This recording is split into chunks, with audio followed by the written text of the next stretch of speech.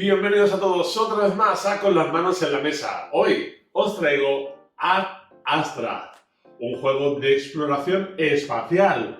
Nuestra estrella, el Sol, se está apagando y la humanidad tiene que encontrar nuevos planetas y nuevas galaxias donde poder vivir. Aquí cada uno de los jugadores representará a una facción de la humanidad que tendrá que ir investigando otras galaxias y ver qué planetas encontramos donde poder establecernos y poder vivir con tranquilidad. Muchos secretos se esconden en este vasto universo y no solo encontraremos planetas habitables, sino también planetas alienígenas que nos esconden muchísimas sorpresas. Si queréis saber cómo se juega a este Ad Astra, no os perdáis el vídeo.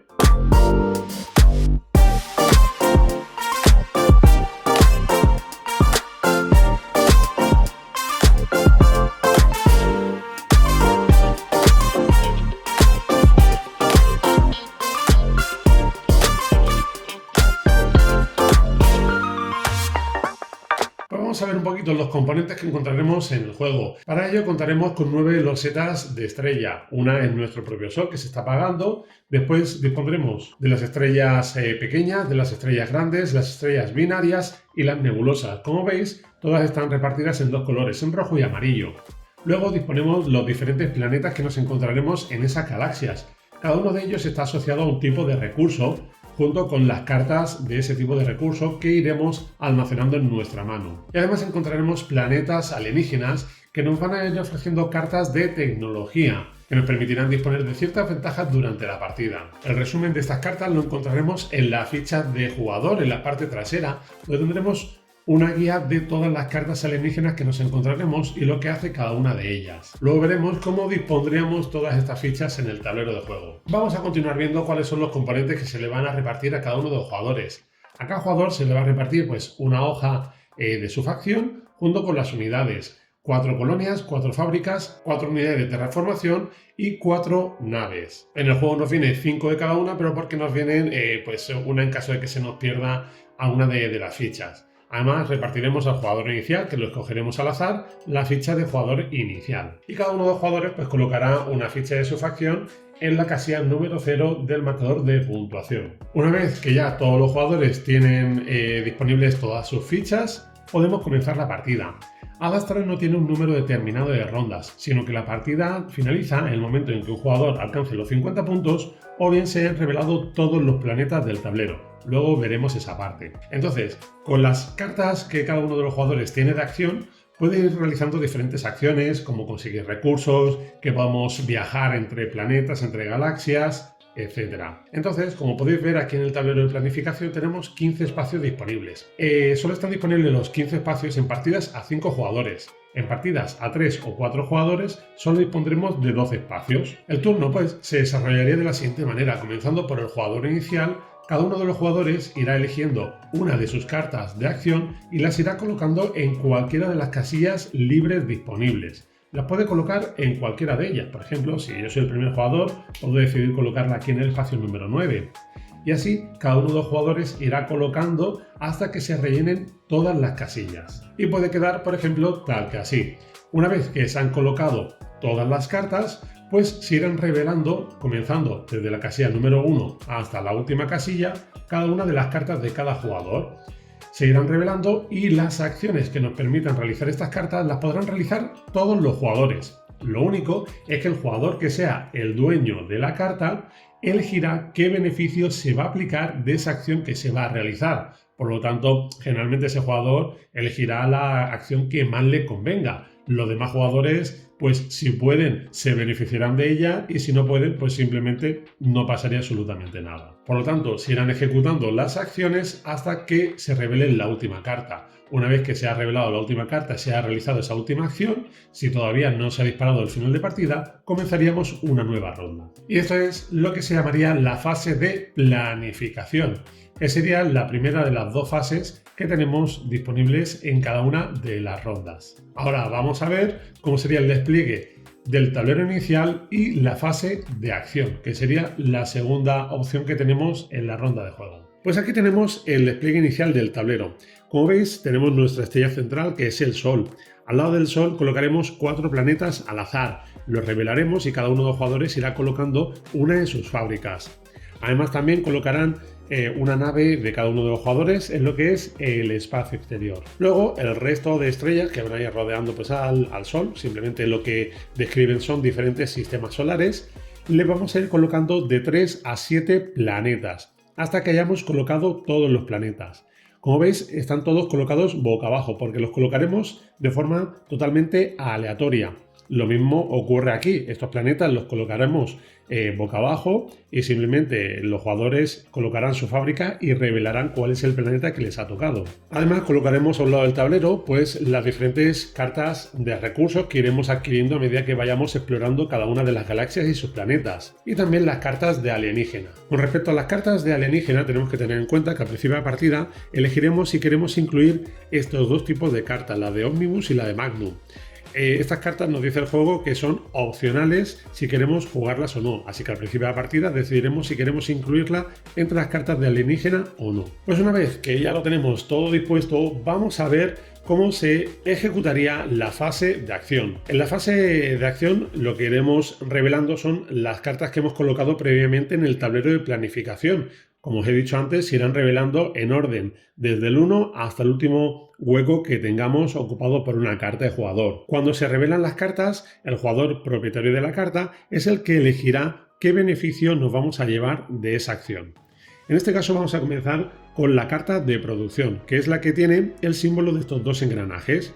El jugador propietario de la carta va a elegir cuáles de los recursos que vienen aquí debajo son el que se van a producir o el que se va a poder recolectar con esta acción. Recuerda, muy importante, que cada jugador en sus cartas de acción va a disponer de diferentes tipos de combinaciones. No todos los jugadores van a poder acceder a los mismos recursos.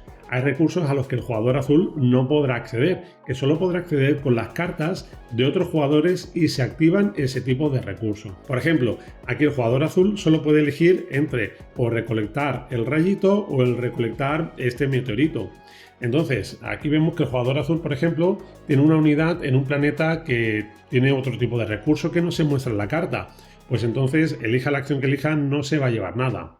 Si elige, por ejemplo, el rayito, pues todos los jugadores que dispongan de alguna de sus unidades en un planeta que tenga el rayito, pues se llevarán una carta del recurso indicado por cada unidad que tengan en algún planeta que disponga de este símbolo. Y cuando nos referimos a unidades, nos referimos tanto a fábricas como, por ejemplo, a las fichas de colonia o incluso las propias naves que iremos desplazando a los diferentes planetas.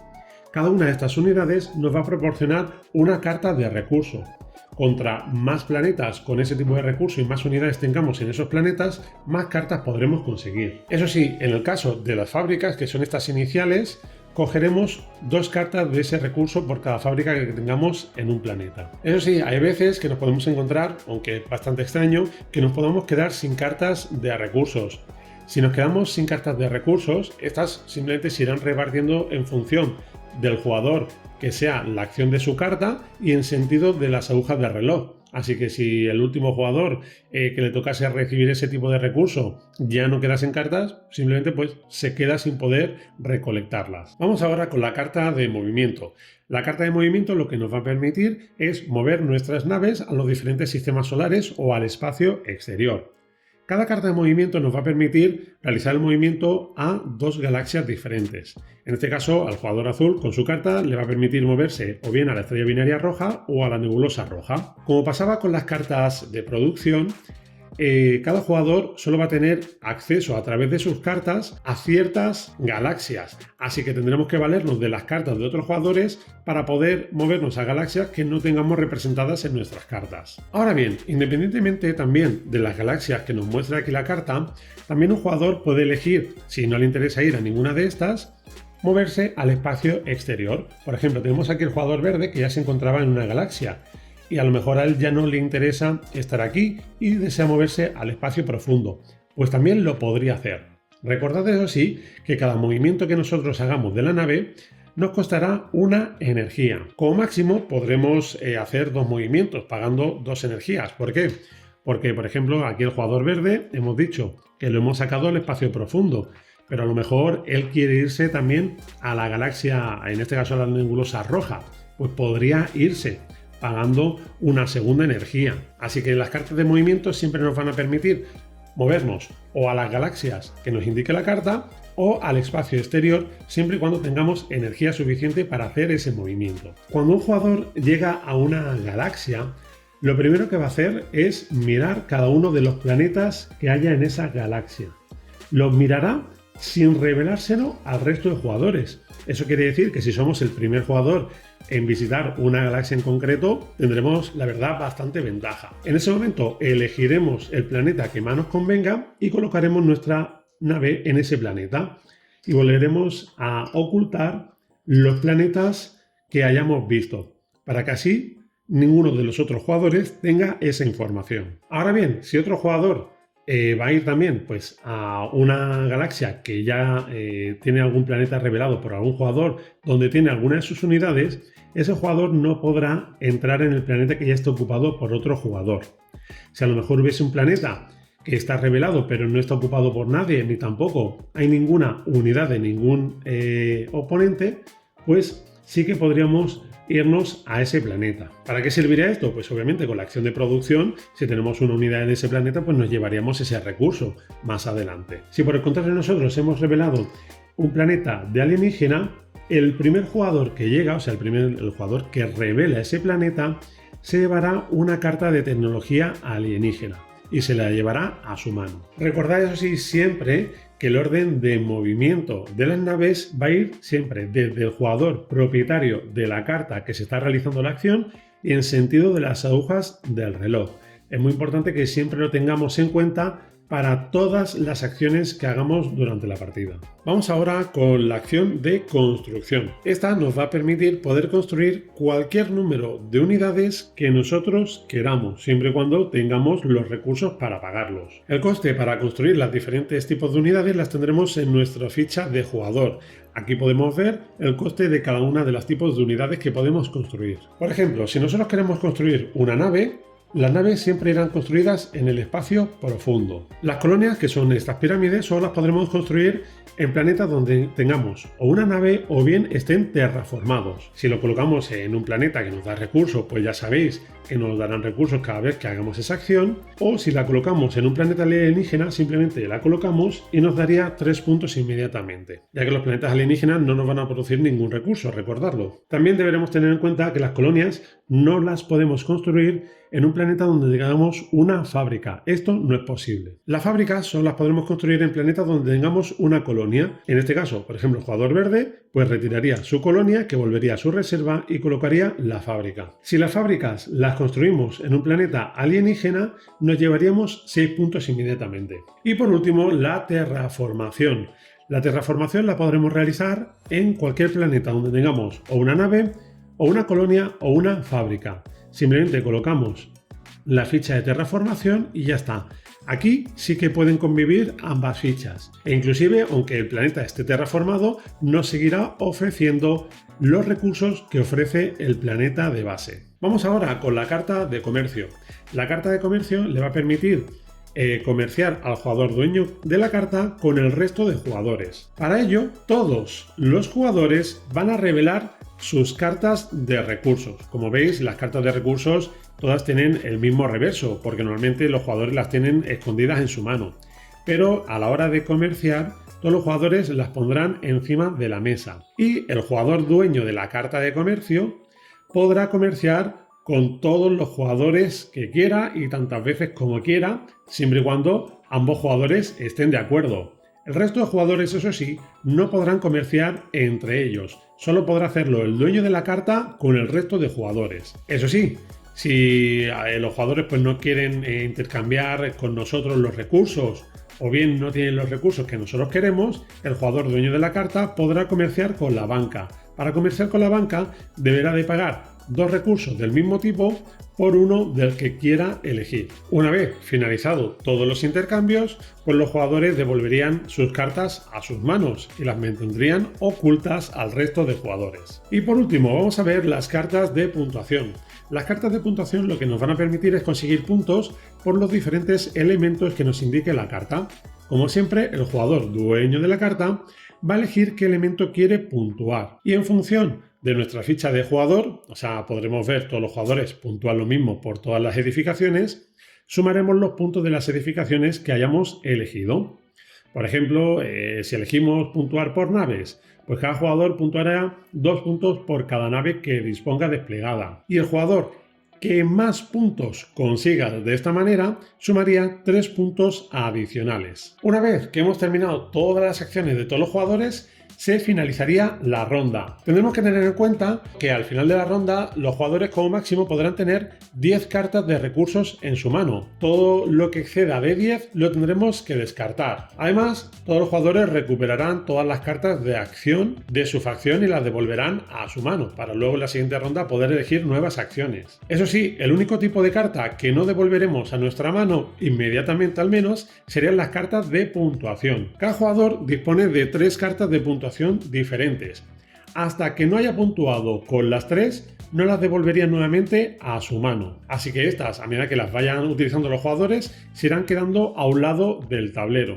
Y cuando haya gastado las 3, pues entonces sí que las podría devolver nuevamente a su reserva. Y como decía anteriormente, en el momento en el que un jugador llegue a los 50 puntos o bien se han revelado todos los planetas de todos los sistemas, pues se acabaría la partida. Y el jugador que más puntos tengas sería pues el ganador de la partida. Pues hasta aquí ha llegado el vídeo. ¿Qué os ha parecido el juego? Ya veis que es un juego muy sencillo de jugar. Tenemos que tener muy en cuenta cómo ir programando nuestras acciones para que le podamos sacar el mayor partido posible y aprovechar, por supuesto, todas las de los demás jugadores. Si os ha gustado el vídeo, no olvidéis suscribiros si todavía no lo habéis hecho, darle a un gran me gusta y, como sabéis, os espero la próxima semana. ¡Adiós!